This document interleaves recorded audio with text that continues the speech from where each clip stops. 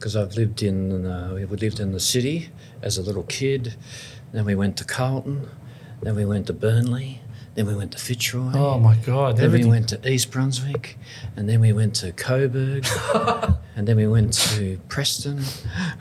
Everything. So you now live up in Brisbane. In Brisbane, and you just come down from time to time, check up on family and friends. Yeah. Beautiful. Yeah. So I'm going to have a lovely day tomorrow with little grandkids playing football. Wow, Little guys. look at that. Yeah. Living the dream. It is. It's I'm blessed. I didn't come from a happy family, but I've got a gorgeous one now. Oh, makes a big difference. Family. If you can get a beautiful family, that's all that matters. It does. Makes a big difference. Growing up is, if it's a challenge, it's a challenge. And if that challenge carries on throughout life, it can affect you in many ways. Yeah, a lot of people get caught, and what they do is they tend to repeat the same lifestyle, whereas I went, no way. That's crazy. I'm not living this lifestyle that, my parents lived. Yeah. Oh, They had it hard. They had it tough, I think, our parents. yeah, Mum had 6th grade education Yeah. because she grew up through the depression. And my dad, I think he had an apprenticeship, I think, in motorcycles, but they broke up when I was 6, so who knows? Everything changes. Everything changes. Yeah. You got to stay positive. I don't know. I feel like growing up is very, very important, especially for children. Yeah, but I think for the male, I think we remain boy men for too long. Yeah. Very interesting. Yeah. It's, sort of still a bit stupid until you get, well, I think a lot of guys, including myself, are probably, a bit stupid until they're about 30. Why is that, do you reckon? I don't know. We do silly stuff, yeah? Yeah, we had great friends, just terrific friends who are many are still friends now, and we just got up to lots of fun and lots of mischief and lots of silly stuff, nothing bad. And it was good. Italians, Lebanese, Greeks, yeah. A mixture. Oh yeah. Especially the Lebanese. Yeah. Having them as friends is an interesting one. Oh yeah, no, it was great. My friend Freddie Nazar Fouad, his mum and dad, they were beautiful. Elias and never really called Mrs. Nazar by her first name. And she would see me, oh, my Elby. Oh, yes. Oh, my Aini, Yes. my Rohe. Yes. And years ago, people go, oh, you only say that to your lover. Yes. Yeah. Oh, but we love each other. Yeah. Long time friendship. 40, Yeah. 50 years? Oh, yeah. Unfortunately, she's gone to God, but Wow. but Freddie's still hanging around. It's very interesting having friends that you can be friends with for 40, 50 years. I think it's very powerful. Oh, yeah. Yeah, so Freddie and I, we catch up every time. And so, yeah, we've known each other for 59 years or something. Oh, my God. Something crazy. That's a long time. That's older than my mum. 59 years, that's a long time. What do you think is a key factor or an importance in a long-term friendship? Trust, mutual respect. And yeah, with my wife, she says, all of your friends are really weird, they're eccentric. I went, yeah, but who wants to be around boring people, right? Yeah, you're right. You need a bit of excitement. But yeah, respect and trust, and they're the key things. And you can have fun with each other. Yeah. That's Forgiveness, you reckon is in there as well? yeah. Freddie and I haven't had anything to forgive each other. Wow. He must be an interesting person. Yeah, he is. He is. The power of friendship. And the power of... I was speaking to my friend about this just yesterday, actually. He was talking about the power of relationships. Yeah. You can have a relationship with an animal. Yeah, of course. You can have a relationship with a friend, a girlfriend, your parents. It's an essential. It's the most important thing, in my opinion. Yeah, of course. Without a relationship... The most important things in life are your health. Your health, and if you're lucky enough to have a loving family, and also just to have a good, secure life. Really, they're the key things. Health. People underestimate that. Oh yeah. You would know a lot about health because of your expertise and field that you've worked in. Yeah, you'd see some people and you go, no wonder you're like that. Drugs, alcohol, obesity, yeah, smoking, yeah, all of the above. He was just downstairs smoking. I kicked him. I was like, "You need to go smoke it." So I don't like to smoke a cigarette. No. I hate it. The smell of it just. I'm the same. But Lebanese, you used to go in to their home and they'd have a coffee table and be all different types of cigarettes around it. And they, help yourself. I've never smoked. No. Yeah. Do you have any vices at all? Like a drink now and again? Oh, yeah. Yeah, of course, eh? Yes, Bacchus. The Lord Bacchus is very good. I love it. I want to touch base the beginning. Yeah. Your journey, growing up, and then how you entered the field of medicine and saving lives, I would say. Well, it was funny because I was born with a deformed foot, and so my mum had the same, and so from a little guy, I was in hospitals and having many operations, and my mum always did anything she possibly could to ensure that my foot could be corrected as much as possible to normality. And at times she would, as we got older, it was a bit embarrassing at times because she would, oh my John, he's going to be so good. He's going to be he's going to do so well. And I'm thinking, yeah. What at? and so it was like funny. We time I got to fourth grade, halfway through fourth grade, I think it was my sixth primary school, and a couple of years earlier I was deemed talented child to be in a special class. But halfway through grade 4, I'd had so many schools and missed so much, I was a bit of a dunce. And so when I got to 6th grade, Mr. Johnson said to my mum, I think John should get a trade. His education's not for him. So I ended up in a tech school, and then I sort of excelled actually, and over the years, and got about second in the school, and then we got to the end of third form, year 9, and this teacher said, "Okay, John, what are you going to do with the rest of your life, son?" Yeah. And I'm going, no idea. I'm 14 years old, so give me a break. yeah, it's like, I don't know. Like, what do you mean, sir? Oh, well, you can be a carpenter. Fitter and turner? Nah. Electrician? Oh, I got electrocuted a couple of times. No. Plumber? Or administration, working in an office. And I thought, I'd never work in an office. The corporation life. So I thought, I must be a natural born plumber.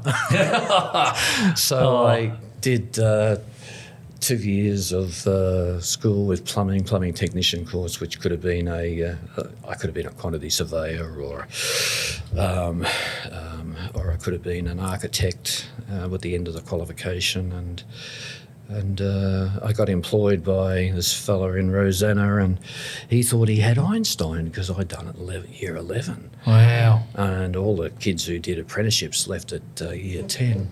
There wasn't much, people didn't complete much education back then?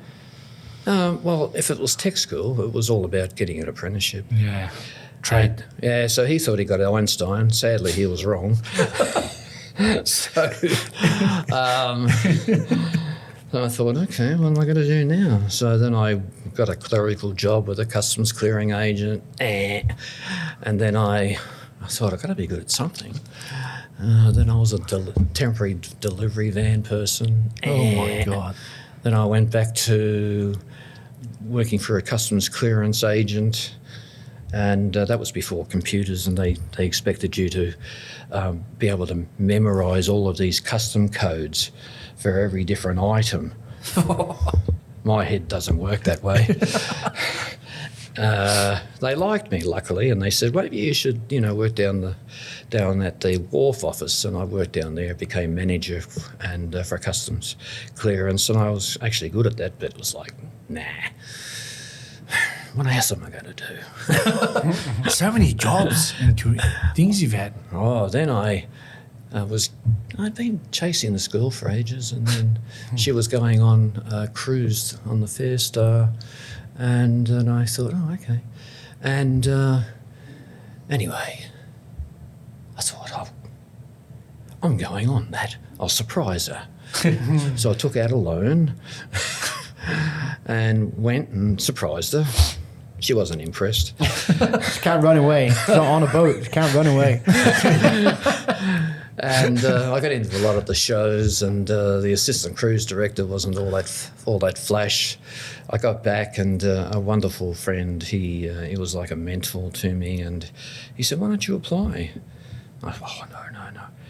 Come on, what are you going to lose? Oh, okay, so I applied. I got the job. Wow. Assistant cruise director, then cruise director. Wow. But then it was all about ego, and then you don't realise, but because you're the centre of attention and all this sort of stuff, without realising your ego gets too big, and when you get back here, It follows you? Yeah. Wow.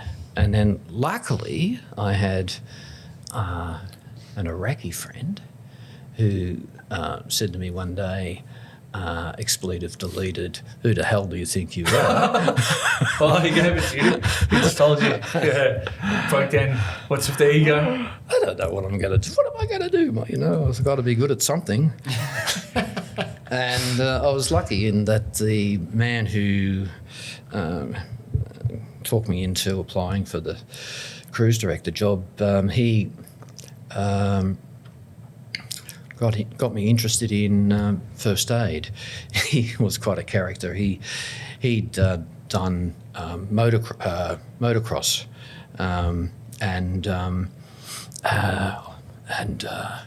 anyway, he got into arguments with people, and so they gave him the boot. And so he thought, how can I get in for free? Off the boot goes. So he joined St John and did their motorcycle division. And he said, come along. And to cut a long story short, he got me really interested in ambulance. And I thought, that serves people's needs, and unlike the ship, not their wants. Ooh, very, very interesting, yeah. And it was quite a process, but he'd gone through it, and he told me all the little tricks of getting selected. And out of about 300 applicants, they selected 6. Wow. But Was that hard back then? Oh, yeah. Wow. Yeah. Now I feel sorry for paramedics now, because they get their degree and they have not very much experience hands-on, and then they aren't guaranteed a job. And I met a lovely young woman recently. She had her degree, and she had been selected for the London Ambulance Service. And I said, what are you doing with a computer? And she said, I'm studying first year theory. Oh. That's not experience on the job. No. No. And the universities are the ones who are benefiting from this because they train about 150 people, but there's only about 30 or 40 positions available each year. That's another story. So anyway, I got into ambulance service and became a general paramedic, and then became a MICA Paramedic. What's a MICA Paramedic? Some people suggest that it stands for the most incompetent crew available. Yeah. But it's a mobile intensive care ambulance. It was the world's first professionally run intensive care ambulance service. Wow. That's helicopter. No. To apply, you've got to have been a general paramedic for about 4.5 years in those days, and then you go through selection weeks, and then the next 12 months of your life is a nightmare. And if you pass, because you've only got two chances, the final panel, then you had to run with an experienced guy for 2 years. Wow. And then for the helicopter, it had to be about 5-6 years as a MICA paramedic. So this time, you've got like 10 years up, and then they had to invite you. You couldn't apply. Wow. And so they did it on reputation to apply, and then you did aeromedical courses and things like that, and operated in those days in conjunction with the police. And so we had a helicopter specifically for ambulance, but it was run by the police. And if there were no ambulance jobs at that time, sometimes we'd go out and catch some baddies. Wow. It was like that back then. Yeah, now they've got... Their own, pretty much. Yeah. I sit at the Royal Melbourne always, flying up and down. Yeah, and so now they've got 2 paramedics on it, whereas you just did it on your own in those days, but that was fine. Wow. Yeah. How do you feel like the paramedic world has changed and evolved since when you were doing it till now? Well, in the past, they selected you. You went, you applied, you got selected. They paid you as they educated you. You got so much hands-on experience with training officers for years. Whereas, as I said earlier, now they apply, they do their degree, and they get limited time on the road. And so when they start, I'm not too sure, I'm not too sure what happens now. They must have to run with a senior clinical person after they come out of their degree, assuming they get selected. So being a paramedic, there's actually a normal general paramedic, and then there's like a more intense one, like that handles more of the serious. Yeah, they're pretty much equal now. They're getting very much equal now. Oh, okay. Over the journey, we in our day we had to push boundaries in relation to treatments and drug regimes, and then by pushing the boundaries, they eventually went, oh, well, maybe we should give you this particular drug which is superior to that. Or, yes, okay, so you can do that procedure because you've already done it even though it wasn't protocol. Wow. So you had to push the boundaries. And if you push the boundaries, you had to be able to, if you could justify everything you said and everything you did and you had good outcomes, okay, yeah, no problem. So How long did you serve in the... 16 years. Wow. Yeah. I'm only 35. I just look this old because That's what being a paramedic does to you. Ages you, right? Yeah. It's an intense world. I spent a few times, spent some time actually in hospitals and in ambulances with certain people being sick. It's a very tough job. I think I would place that in, when it comes to stress, I think number one. They go toe-to-toe with police, I would say. I saw a heck of a lot. Stuff that, we don't really need to talk about. But yeah, no, I was pretty cool about most things, and the ones that upset you were the cot deaths. Yeah. And then, because then it was all about, particularly if you know, I remember my first cot death, my wife was having our first baby. And and this poor lady, she's out on the street with this little bundle. And there was no way we were going to resuscitate the kid. And so then it's, you know, all about empathy for her. Wow. Allowing her to cry on the shoulder and all that sort of stuff, and then you've got to carry that yourself. And so, yeah, cot deaths were my weakness. I remember one Christmas Day, and we were at the in-laws, and all the kids are opening their packages and having a great time, and everyone's happy, and I'm on the couch crying, and their father-in-law, what's wrong with you? Oh, well, see, I knew that at that time there was a couple who were crying their heart out because I'd attended a cot death the night before, Christmas Eve, right? So, yeah. No one could see what's going on inside here in your world. Yeah. And, but yeah, not many things worried me at all. Do you feel like some stuff that you went through still carries with you till this day? I think in the first few years after I'd left, I thought about it years later, I probably had post-traumatic stress because I get angry easy about ridiculous things. But no, I mostly reflect back on the funny things. Yeah. And ambulance black humour, which for the general public probably is a bit difficult to understand, but you have to have a black humour. If you don't have black humour, then a lot of guys don't cope, and I'd lost a couple of friends in the ambulance service committing suicide. Yeah. When you say black humour, what do you mean by that? Like dark comedy. Dark jokes? Yeah, dark jokes. Yeah, dark humour. Yeah. Because it's such an intense world. You know, I'll give you a little one, a very light one. CPR couldn't possibly revive. In years ago, the CPR was so weird, different rates and ratios. It was crazy, and no one could remember them until people finally did some research. But yeah, you get that's just a very light one. It's an intense world. I see him a lot now, especially some younger paramedics. You just see they're so stressed, and just like they see some wild stuff on a day-to-day basis.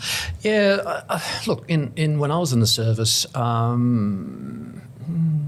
had a few nasty incidents. Crazy giant Yugoslav drunk who had an automatic shotgun. We had to talk down. We had some psychs had to talk down. But and when it came to drugs, we only really had heroin, really, in those days. So they were either deceased, that made it easy, or they needed treatment, and you would give them an injection of what they call Narcan. That reverses it, and then they would wake up with their hypoxic brain and abuse you and refuse transport, and off you went. But now they're on methamphetamine. Which is a whole different ballgame. Yeah. And How dangerous is that? Sorry? Meth. Dealing, if you're a paramedic and dealing with someone that's on meth. Well, see, there's so many assaults now. Yeah. And there's a reduction in respect within community, whereas in our day, it was so rare for anyone to be assaulted or anything like that. It was so rare, it was crazy. Because everyone was just on heroin, which was just calm, relaxed, Yeah. sleeping state. But now meth. Yeah. Oh my God. Yep. So, anyway, there we go. That's a wild world. I see him now, and it's just. Oh, they think they're Superman. Yeah. Yeah. And they do. They get very, very strong. They do, yeah. Can't stop them. No pepper spray, no tasers. They're just running for you. Yep. Would you stop them? Oh, I never had to deal with it, so that was fine. Yeah. It's getting pretty wild now. Meth is just more on an uprise, I think. I don't know what goes through their brain when they're on it. Can you imagine just speed of lightning in their brain? I don't know. Anyway, Dangerous world. Yeah, can be. It's wild. I don't know what to say. Is there any help for paramedics in terms of like therapy sessions and things like that? Quite regular occurrence for them to go through? Yes, they start to introduce that in the about 1990, about 1990, early 1990s, and my understanding is that they've only just really significantly improved that. I hope I'm correct. To deal with PTSD, like you spoke about, Yeah. your own PTSD, and people potentially making sure that doesn't happen, right? That you don't get to that point of having. Yeah. Well, I was lucky in so much as my wives didn't marry them at the same time. Who can afford that? Yeah. Were nurses, and so they were able to understand, and you're able to talk. Intensity of it. Yeah, and you're able to help talk it out. And you did that with your partner anyway on your shift. And so that assisted. And there was something else I was going to say, half intelligent. The therapy. Yeah, and there was something else. PTSD? Yeah, PTSD. Anyway, maybe I'll synapse it shortly. But it was fine. I've been good for ages. Yeah. Happy and things that used to annoy me, that were ridiculous to annoy me, like whatever. Yeah, and you put that down to the PTSD, right? That was your reactions came from the experiences you lived through. Yeah, and I know where I was going. I was lucky in that I thought, do I want to do this all my life? And I thought, no. And so in 1988, I decided to form Australia's first recognised first aid provider of workplace first aid training.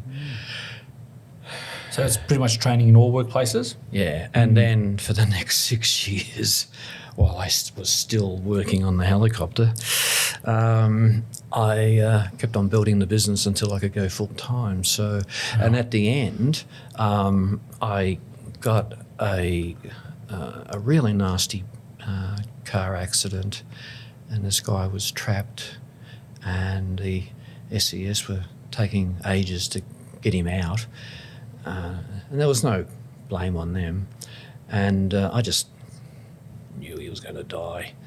But in the past, I would have, even though you would think that, I would still just do everything I possibly could, but I just went, nah, he's going to die, and I went, no.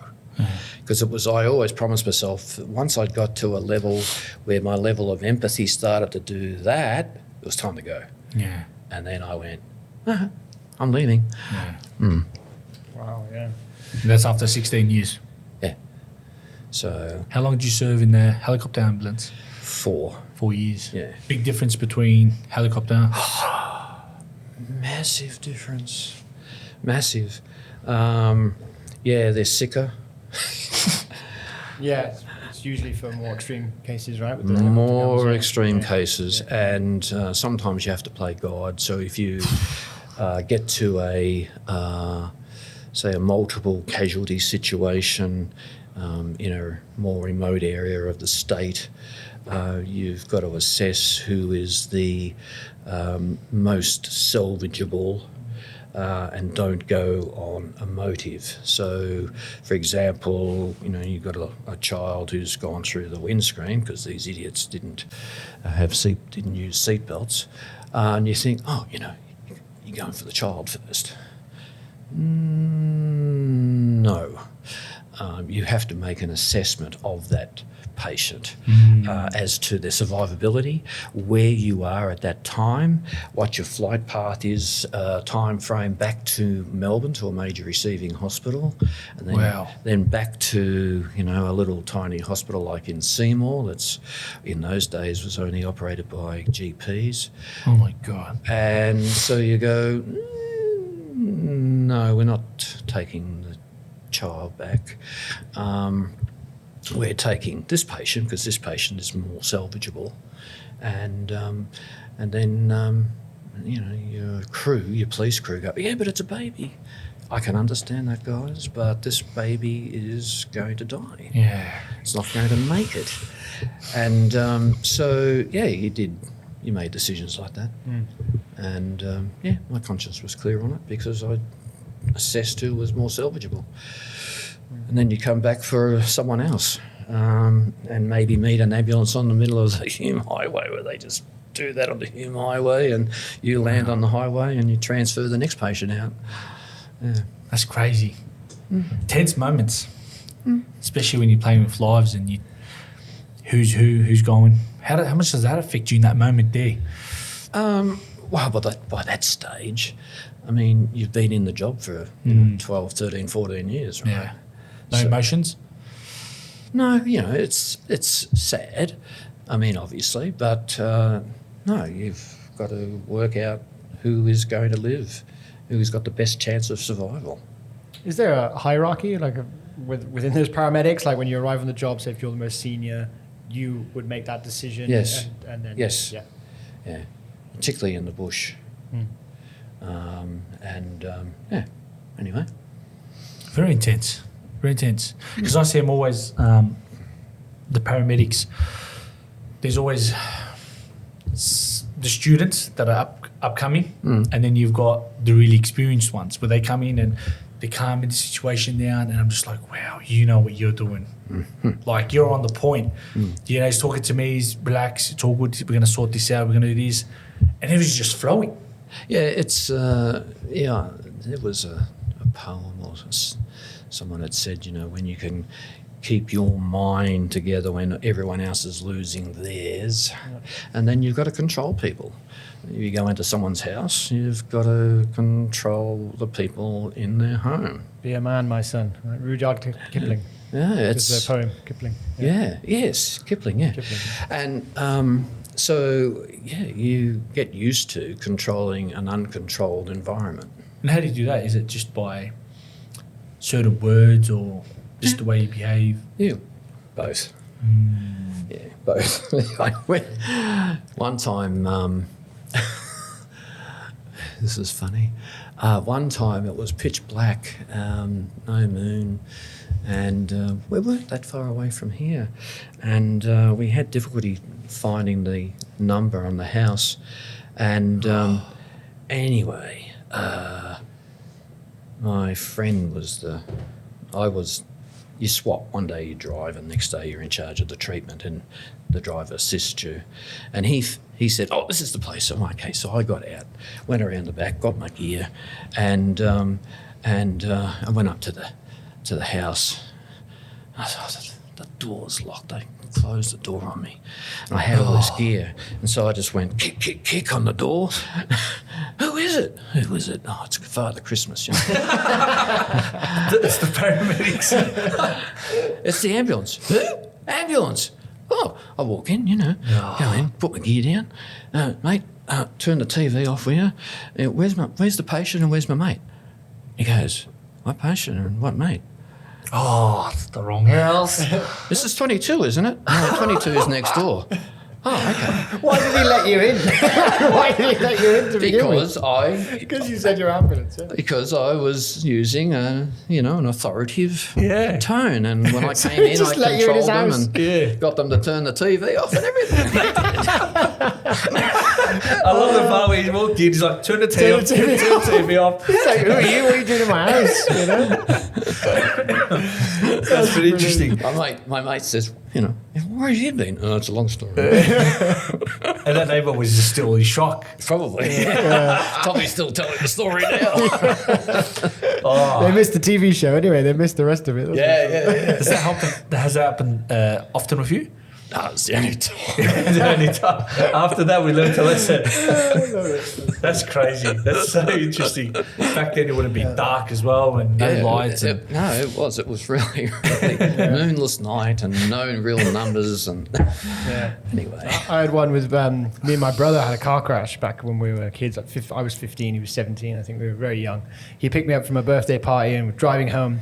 And it's the typical, we were like 200 meters from the house. And that's where you crash, right? They always say you always crash when you're closest to home, And so we flipped the car, rolled 3 times. Oh, wow. Landed upside down, landed on the roof. No spinal injuries? And we just both got out. I'm totally fine. Nothing wrong with us. And then obviously eventually police came, the ambulance came. Ambulance. We were both stood there like, we didn't really have any injuries. I cut my hand on the glass, like crawling out, and that was it really.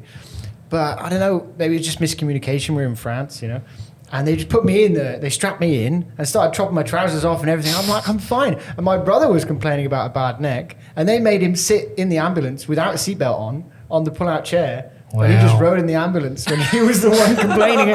He was the one complaining about a bad neck, and they chopped my trousers off, and I got to the hospital with no pants on. I'm like, what's going on? Any rollover, you have to immediately, because of what they call the mechanism of injury, the injury potential, you have to assume that they may have a spinal injury, and then you have to start eliminating that.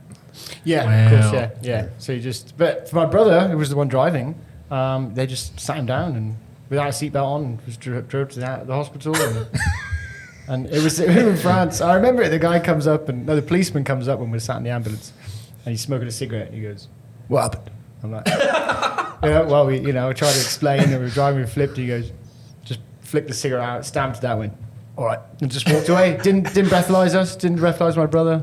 Were you drunk? No. I mean, I had been to a party. My brother was driving, but he'd been at home all night. Yeah. He may have been drinking before. I don't know what he was doing, but probably not. Yeah. But it was, Drink driving, dangerous. Yeah, I don't think he was. It was the morning. It was in the morning, so he wasn't drinking. But. So many, very silly when I see these people really, really drunk and then going for a drive home. It's like you're risking it, man. It's not worth it. It's not worth it. They do a lot in the country, don't they? In the countryside. Like, yeah. Most countries, like in the countryside, they'll be having a drink and then driving home. And, yep. But imagine that. Out there isn't much air service and ambulance. Everything's so far. I think actually, I might be wrong, but I think these days there's more fatalities in the rural areas than there are in the city. Wow. Why is that? The reasons just mentioned. There's less control, right? Less control, going faster, go into trees, go on the, they might go into the gravel, and then they've got 2 wheels on the road, 2 in the gravel, and they put their foot on the brake, and then they go zoom, doom, doom, doom. Oh. Yeah, that's the worst thing you can do. And time, distance, all of the above, right? Yeah, because it's going to take them longer, the ambulance longer to get there if they're out in the country, right? Yeah, of course. Yeah, of course.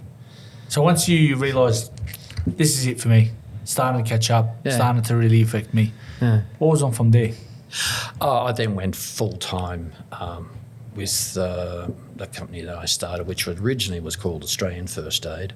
I had to change the name because you couldn't trademark it.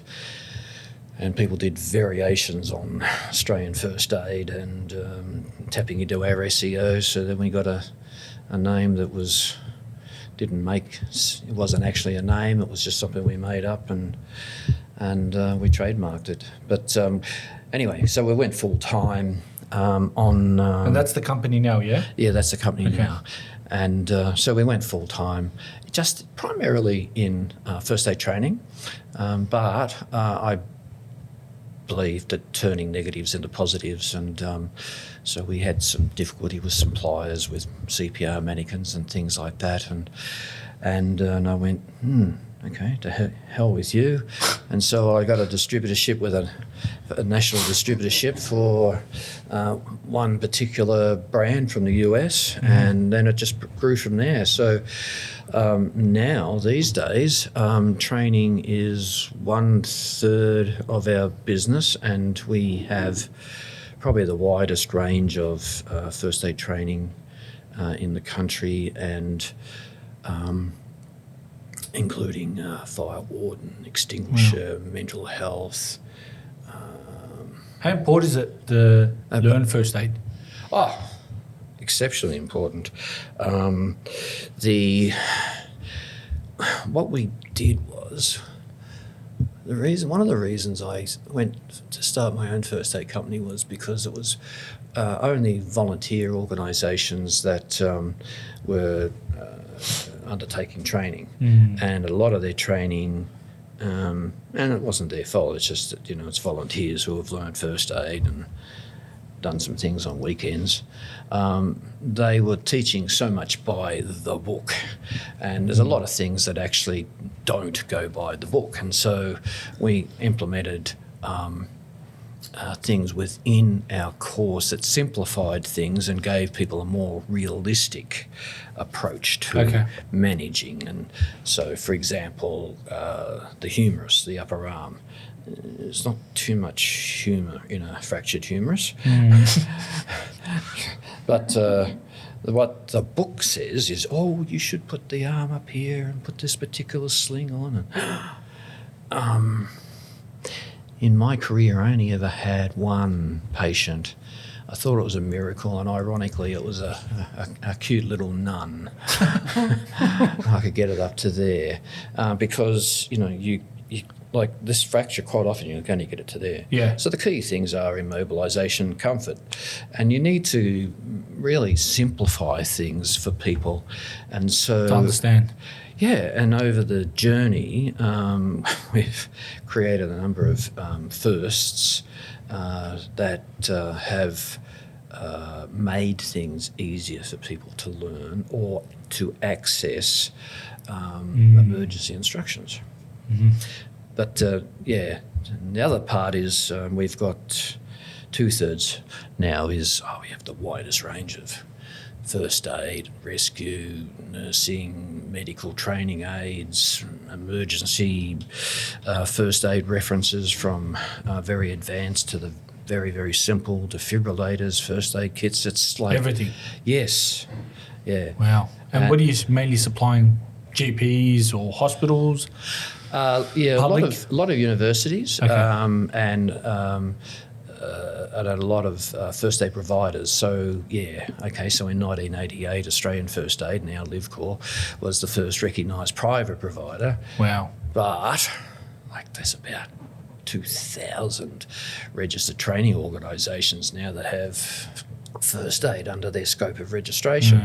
So we sell to them.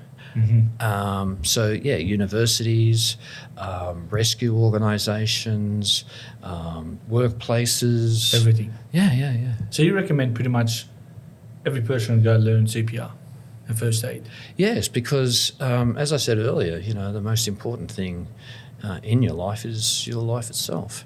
And it's so sad when you turn up and people haven't got the knowledge or they haven't got simple resources to be able to save a life. So, for example, I had... we turned up to a cardiac arrest, and the patient, our response time wasn't our fault, was a bit too long, and so we were not successful in resuscitating this gentleman, and his wife of many years was so distraught, and she was only a little thing, and she's beating me on the chest. We took too long, and the ambulance station's just around the corner, which was a general ambulance station, but they were out doing a job. And, she didn't have the resources or the knowledge to be able to assist us to save her, their husband's life. And so, we... With cardiac arrest, it's compressions, right? That you should be starting on the chest, as soon as they collapse. And she obviously didn't have that knowledge and wasn't doing it. No. Yeah. And you guys arrived and it was too late. She could have pretty much assisted while they came. Doing compressions, right? Yeah. And then easy access to a defibrillator. But, people... goodness, no. You need equipment at home just in case. Yes. So one of my, in 1994, shortly after I left the ambulance service, I came up with this idea of, a really small little defibrillator that was so easy to use and was very cost effective, and never ever thinking that I would ever be a part of such a program like that. In 2016, I was told about a fellow in Sydney who wanted to develop something like that. So, so I contacted him, and You popped off on there. the last 9 years and 10 for him, we, with some brainiacs, developed the world's first personal access defibrillator. Wow.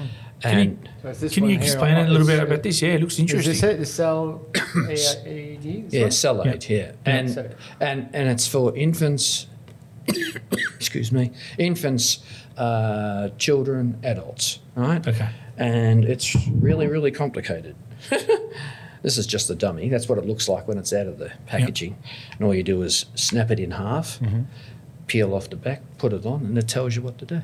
Wow. And it will only defibrillate if it needs defibrillating. And we've saved a lot of lives with that just in trials. That's incredible. So here you go. Look, if you look on the... Wow. So it breaks off and it would go Yep. essentially on the chest like that, yeah? Yep. And it breaks into two pieces like this and it's connected. But,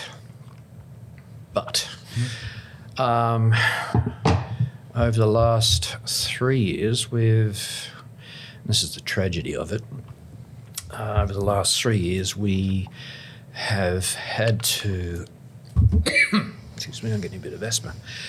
We've had to deal with, how can I as diplomatically as possible, some really evil, avaricious, deceitful people, many who are conflicted, who have done all sorts of things at a national and even international level to drag this project down.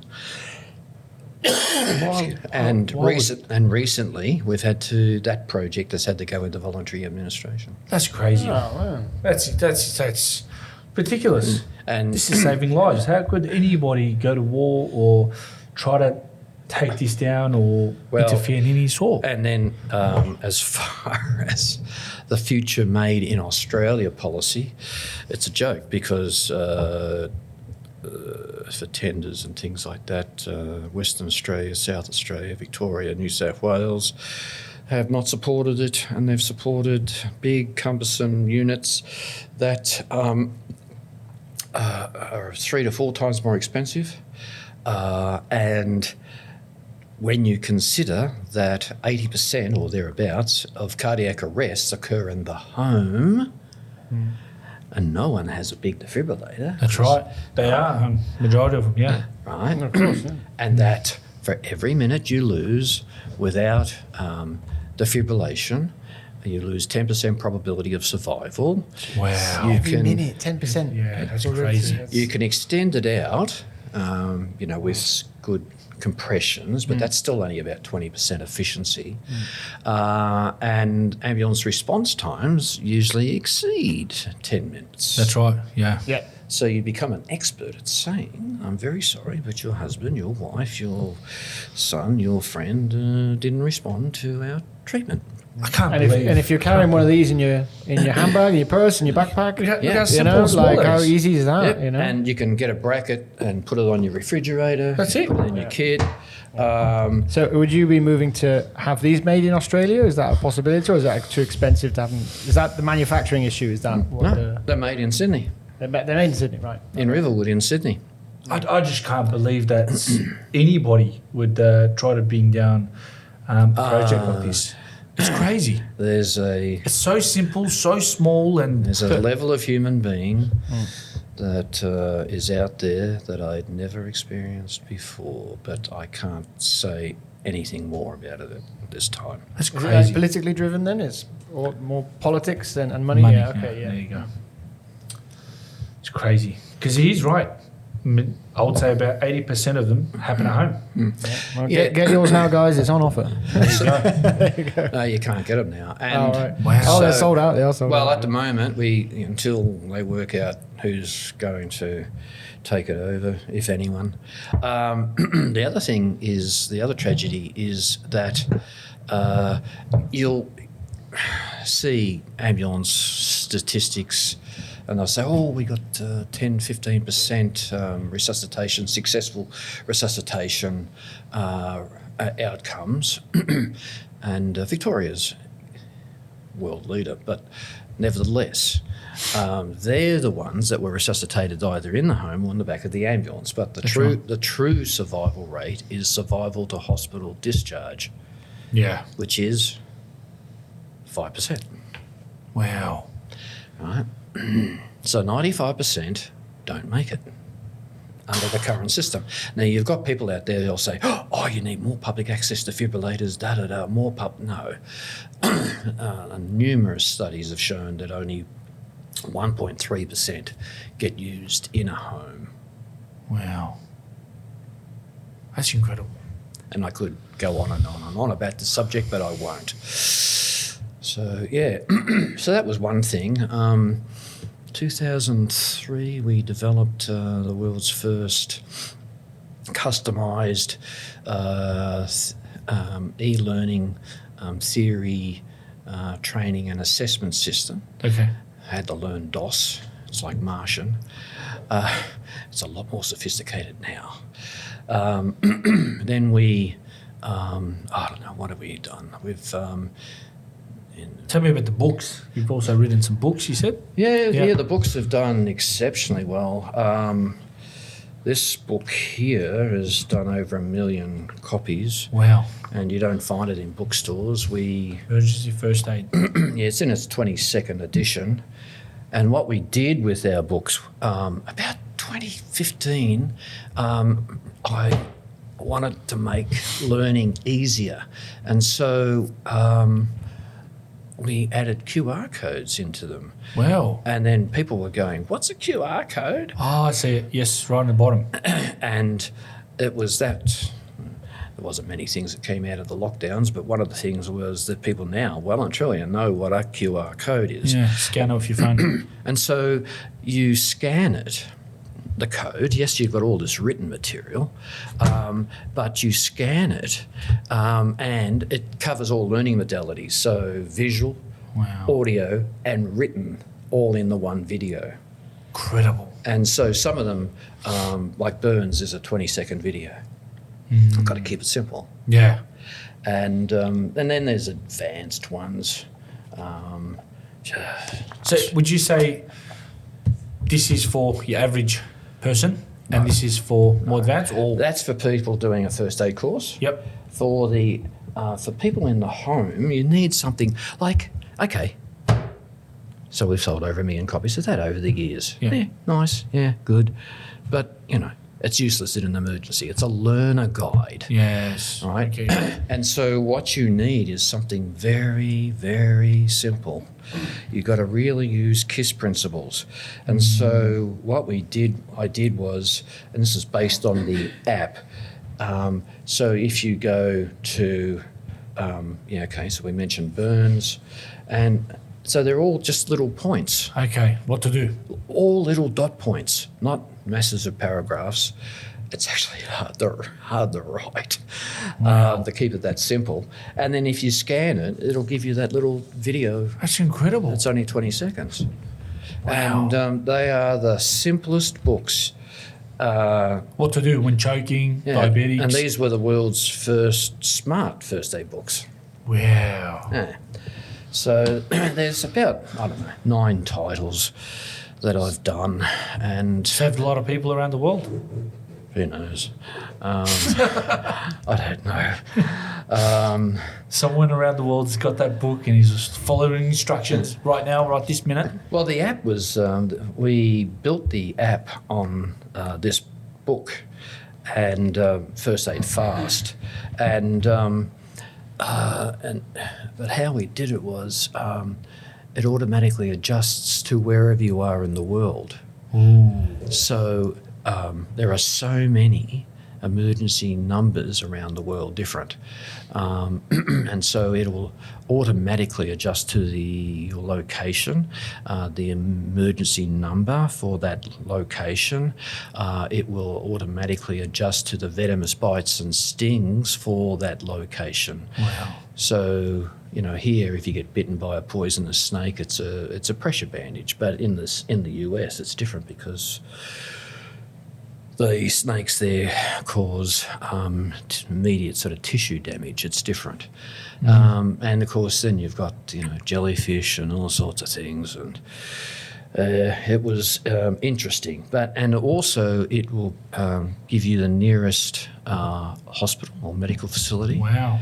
And such great tools. When I first tested it, well, I got people to test it in the US and Europe and Asia. I went to Thailand once with my wife, and we're in a remote area, and it found in this village a little medical facility with one doctor and two nurses, and I almost cried. Wow. Because it located it, and it gives you instructions, turn-by-turn instructions to go there. Crazy. Talking about CPR, so when you're on top of someone and what is it really doing? Is it pumping oxygen, blood? What's the actual reason of it? What you're doing is you're creating pressure within the chest, right? And by creating a pressure, you're then moving blood. Wow. Right. And so, for example, the largest area where you've got blood is in your thighs. Okay. So you've got the biggest muscle mass. You've got your thigh muscle, the femur. It's got blood within it, and so you're creating a positive, negative pressure, and so it's moving it oxygenated blood around. Yeah.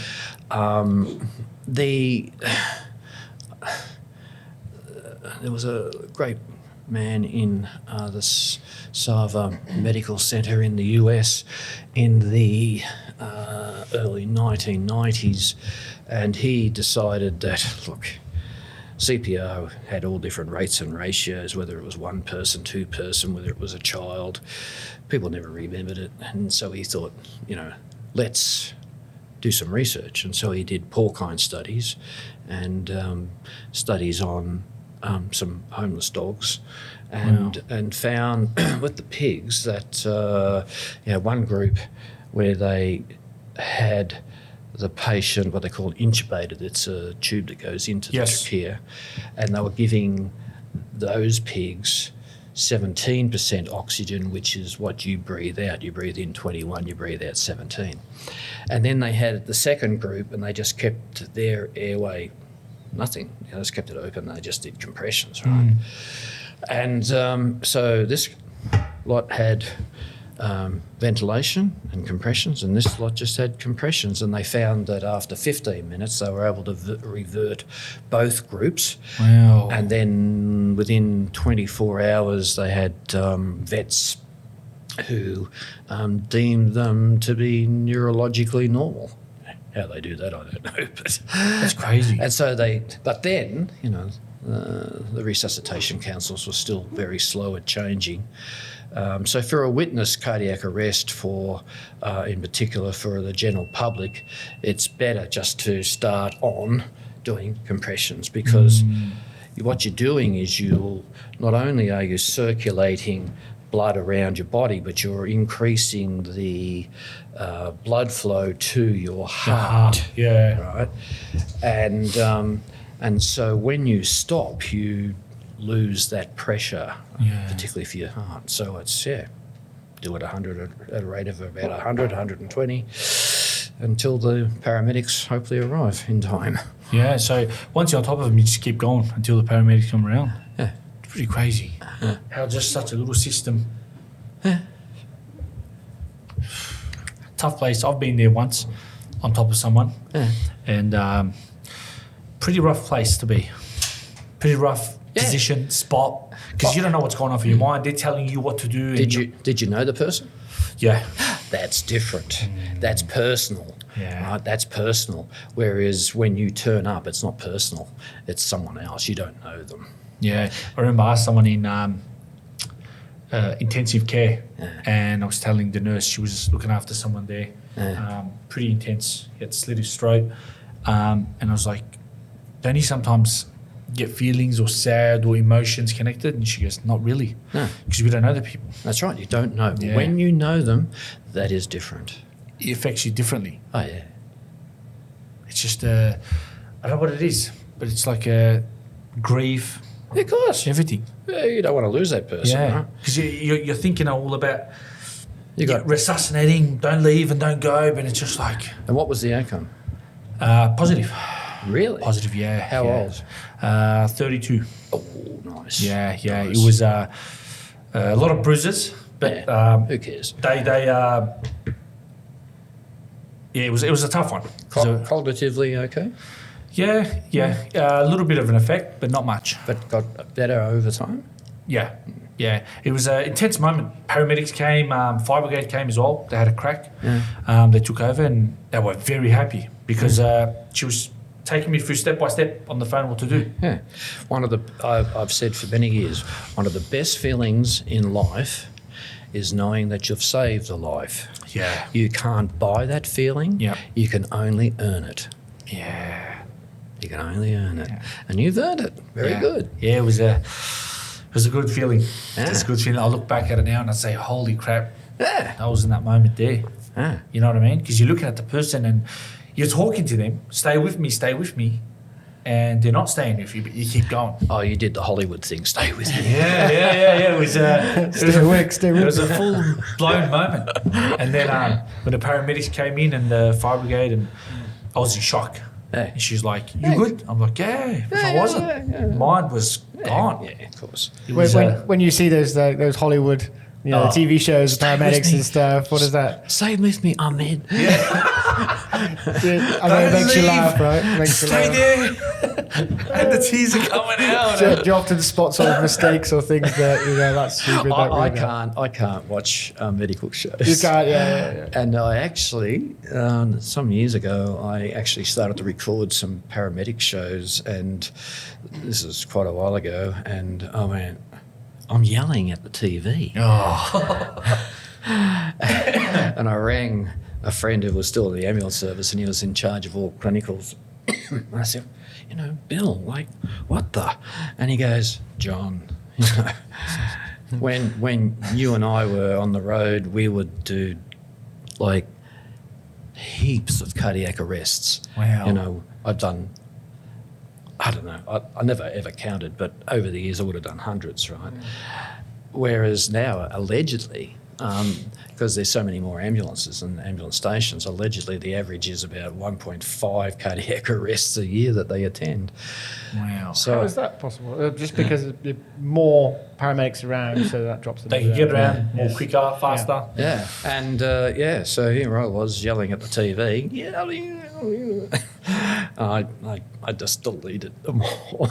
Yeah. Oh, so you actually made these shows? You were? No. Oh no, you watching them. recorded them. Right? I recorded them. Yeah. It's just losing it, watching them. Yeah, I can't. Does it just affect you mentally? Oh, if I'm yelling at the TV, you think, hang on, there's something wrong. Don't watch it anymore. Don't watch it. Yeah, that's right. Yeah. Do you miss it? Oh, look, sometimes because I was a bit of an adrenaline junkie. Yeah. And, we did all sorts of things, rescues from Mount Buller and, on winches and all sorts of stuff like that. How tough are they? Exciting, right? Yeah. Tough. Almost got drowned once. That was interesting.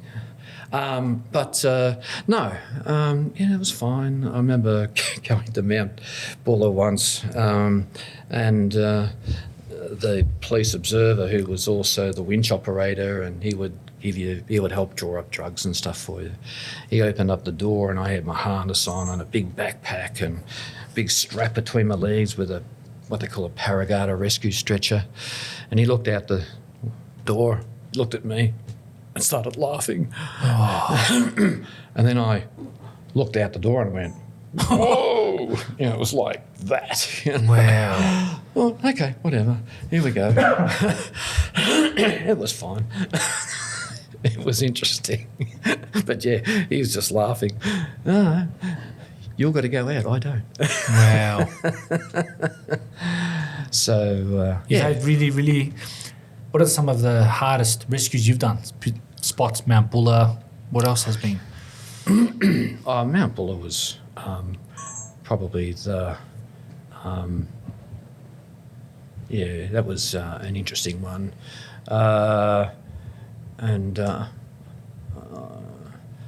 One of them was, unfortunately, after going through hell on this patient, with the assistance of others, he died on me. Oh. And years later, I had I'd employed this administration manager, and she asked me about a few jobs, and I told her about this particular one, and she said, "Oh, was his name such and such?" And I went, Oh my God. "Yeah, it was. Why do you ask?" "Oh, that was my fiancée." Oh my God. Wow. Just like that. Like, how's the irony of it? What are the possibilities of that? Yeah. And when you say that, you think, I'd never take that last, that breath while underwater. You will. Yeah, I've come that close to doing it. Doing a rescue on the Waranga Basin at the back of Shepparton. And it was an interesting story. The helicopter kept on going that way instead of being straight here and dragged us under. Dragged you Under. Oh my God. Yeah. And I came so close to taking that breath while underwater, and then finally came to the surface. Only to go back down again. But anyway. That would have been... What's going on for your mind there? I don't even want to know. Holy crap. Imagine that. Because once you take that breath down there, you're done. You're drowned. Oh, yeah. Oh, my God. Yibbity, you're in big trouble. Yeah. So, so we've done a lot, pardon me, heaps more that we've developed as well to make it easier for people. And, here we are. Continue striving for greatness. Yeah. I'm backing off now. It's got other people. I've got two of our sons in the business, and Beautiful. they're doing well now for the last few years. When they first came in, I wanted to kill them, but that's family business for you. It gets rough up and down, and I don't know what it is. I don't know. I think it's the disagreements and No, that's just your dad, no one followed your footsteps in the paramedic world. No. Wow. No. One of my boys did a. I'm not too sure what you call it, but it's sort of like a little crash course in paramedicine, just for a week or 2 weeks, just for those who are doing hospital to home, home to hospital, private stuff, just so he could get more knowledge. And but now, no, both of them are fantastic now.